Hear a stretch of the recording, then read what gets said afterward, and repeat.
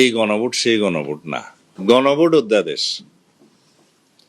এই অধ্যাদেশ অনুসারে আরপিও অনুযায়ী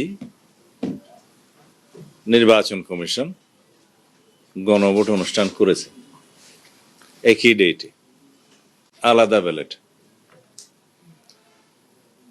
সংবিধানের 142 অনুচ্ছেদ অনুসারে সাংবিধানিক যে গণভোট, এই গণভোট সেই গণভোট না।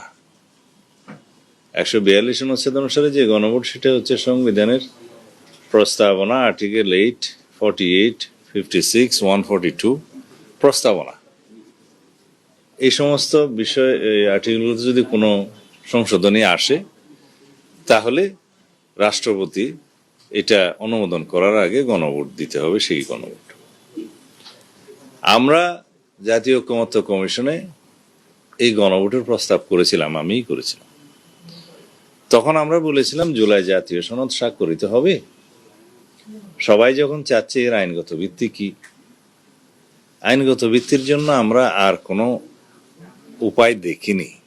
সবাই বললো এটা জনসম্মতি নেওয়ার দরকার। আমরা বললাম নেওয়া যেতে পারে। তখন এই গণভোটের জন্য একটা অধ্যাদেশ করতে হয়েছে। প্রশ্নগুলো থাকার কথা ছিল জুলাই জাতীয় সনদে জনগণ সম্মত আছে কি না, হ্যাঁ অথবা না বলবেন। এই অধ্যাদেশ জারির আগে এবং জুলাই জাতীয় সনদ জাতীয় সকল রাজনৈতিক দলের রাজনৈতিক সমঝোতার দলিল হিসেবে ঐতিহাসিকভাবে স্বাক্ষরিত হওয়ার পরে, ইন বিটুইন দিস টাইম, একটা রাষ্ট্রপতিকে দিয়ে আদেশ জারি করিয়ে দেয়া হলো, যে আদেশ জারির ক্ষমতা রাষ্ট্রপতির সাংবিধানিকভাবে ছিল না, নাই।